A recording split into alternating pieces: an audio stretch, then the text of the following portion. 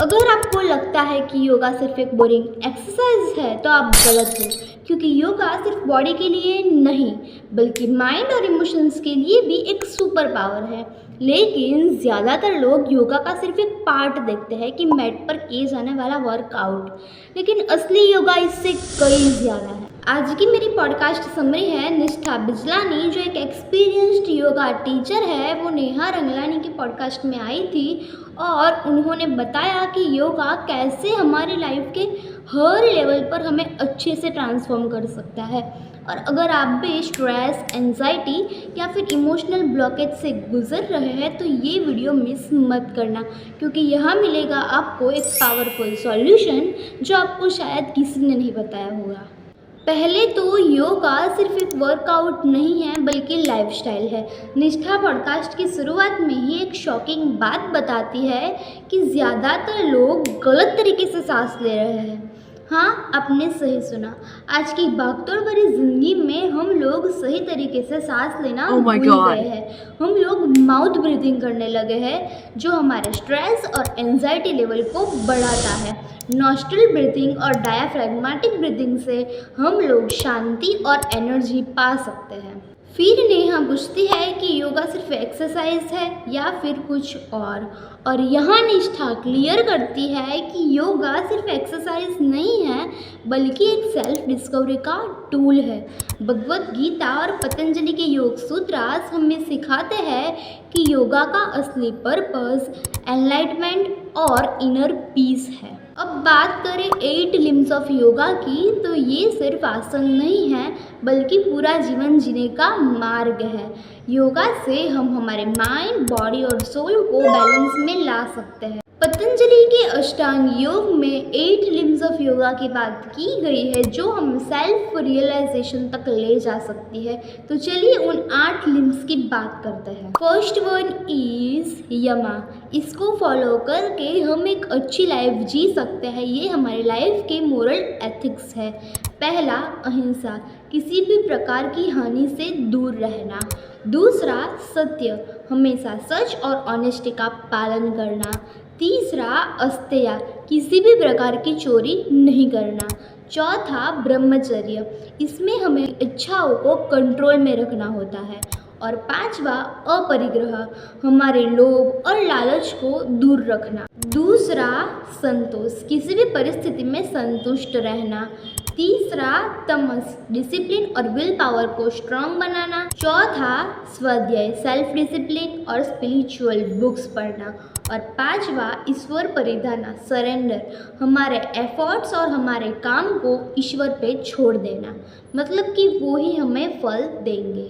Third one is आसनास, मतलब कि physical postures. Yoga के आसन सिर्फ हमारी बॉडी को बेनिफिट नहीं देते बल्कि हमारे माइंड और बॉडी को इनर पीस और हेल्दी बनाते हैं। फोर्थ, प्राणायाम, ब्रीथिंग कंट्रोल। ये सब ब्रीथिंग टेक्निक से हम हमारे माइंड और इमोशंस को शांत और बैलेंस कर सकते हैं। फिफ्थ, प्रत्याहार, हमारे सेंसेस को कंट्रोल में रखना, बाहरी दुनिया के डिस्ट्रैक्शन से हमारी इंद्रियों को कंट्रोल करना और हमारा वो ध्यान हमारे अंदर ले जाना और सेल्फ रियलाइजेशन करना। सिक्स्थ, धारणा, कंसंट्रेशन लेवल, मतलब कि ये एक जगह पे ध्यान केंद्रित करने की एक्सरसाइज है जिससे हम माइंडफुलनेस और इनर पीस महसूस कर सकते हैं। सेवेंथ, ध्यान, मेडिटेशन, लगातार मेडिटेशन की प्रैक्टिस से हम हमारे इनर अवेयरनेस और मेंटल क्लियरिटी को डेवलप कर सकते हैं। 8 इज समाधि, अल्टीमेट एनलाइटमेंट,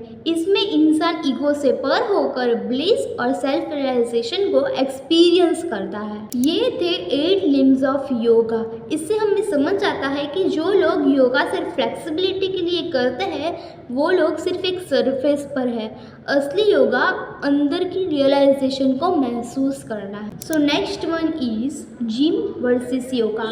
ये सवाल बहुत लोगों के मन में होता है कि दोनों में क्या अंतर है। तो निष्ठा बताती है कि दोनों का पर्पस अलग होता है। बात करें जिम की तो इसमें हमें स्ट्रेंथ और एंड्योरेंस मिलती है, लेकिन हमारे माइंड को हील नहीं कर सकता है। और योगा सिर्फ बॉडी को नहीं बल्कि हमारे नर्वस सिस्टम, हमारे माइंड को भी काम करता है। और हमारे स्ट्रेस को भी रिड्यूस करता है। उनका कहना है कि लोग जिम जाकर भी स्ट्रेस्ड फील करते हैं और योगा हमें मेंटली रिलैक्स करता है। अगर आप भी जिम करते हो और आपको लगता है कि जिम ही सब कुछ है तो सोचने की ज़रूरत है, क्योंकि ये हमें मसल्स तो बना के देगा लेकिन हमारे दिमाग, इमोशंस और नर्वस सिस्टम का क्या। योगा ये सब हील करता है और हमें काम भी फील करवाता है। जिम सिर्फ एक वर्कआउट है और योगा लाइफस्टाइल। बात करें योगा स्टाइल्स की तो कौन सा बेस्ट है। फर्स्ट वन इज हठ योग, मतलब कि ट्रेडिशनल और slow paced practice. Second one is अष्टांग योग, हाई इंटेंसिटी और structured positions. Third one is Iyengar Yoga, focused with props like blocks and belts. Fourth one is Vinayas Yoga, flow-based fast yoga practice. अगर आप एक beginner हो तो हठ योग और आयंगर योग ट्राई कर सकते हो और फ्लेक्सिबिलिटी और स्ट्रेंथ के लिए अष्टांग योग तथा विनायास योग आपके लिए बेस्ट है। नेक्स्ट बात करें प्राणायाम की तो सबसे powerful tool for our mind and body. Nishtha बताती है कि कैसे सही तरह से ब्रीथिंग करना हमारे माइंड और बॉडी को अफेक्ट करता है।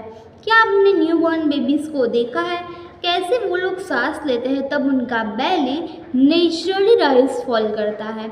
यही ब्रीदिंग करने का सही तरीका है। लेकिन जब हम बड़े होते हैं तो हम ये तरीका भूल जाते हैं और माउथ से ब्रीथिंग करना शुरू करते हैं, जो बहुत गलत है। और जो लोग अनुलोम विलोम और कपालभाति को प्राणायाम मानते हैं तो उन्हें समझना होगा कि ये सिर्फ एक ब्रीदिंग टेक्निक नहीं है, बल्कि हमारे बॉडी की एनर्जी को मेंटेन करने का एक साइंस है। अब बात करें योगा से कैसे हम इमोशनली और मेंटली स्ट्रांग हो सकते हैं, तो नेहा पूछती है कि क्या योगा एक टूल बन सकता है डिप्रेशन, स्ट्रेस और एंजाइटी को ओवरकम करने का। तो निष्ठा बताती है कि एब्सोल्युटली। और एक माइंड ब्लोइंग बात, योगा और गट हेल्थ का भी सीधा कनेक्शन है। कैसे वो जानते हैं, जब भी हम हमारे इमोशंस को कंट्रोल करते हैं तो वो हमारी बॉडी में कहीं ना कहीं जाकर स्टोर होते हैं। शायद वो गट हेल्थ भी हो सकती है, जिससे स्ट्रेस और एंजाइटी से हमारी गट हेल्थ भी बिगड़ती है। और अगर हम योगा करते हैं तो गट हेल्थ भी सुधरती है और स्ट्रेस और एंजाइटी भी कम होती है। ये साइंस प्रूवन है। अगर आप भी डाइजेशन के इश्यूज फेस कर रहे हो तो स्ट्रेस एक कारण हो सकता है और आपको योगा करना चाहिए। अब सवाल ये है कि आप योगा को कैसे देखते हो, सिर्फ एक्सरसाइज या फिर जिंदगी बदलने का टूल? मुझे कमेंट में बताओ। और हाँ, अगर आप भी जिम स्टाइल योगा कर रहे हो तो वो सिर्फ 10% है और आपको ज़्यादा करने की ज़रूरत है। यही थी आज की पॉडकास्ट समरी। और इस चैनल पर मैं इंग्लिश और हिंदी दोनों पॉडकास्ट की शॉर्ट समरीज बनाती हूँ। अगर आपको ये इंटरेस्टिंग लगा हो तो please do like, share and subscribe.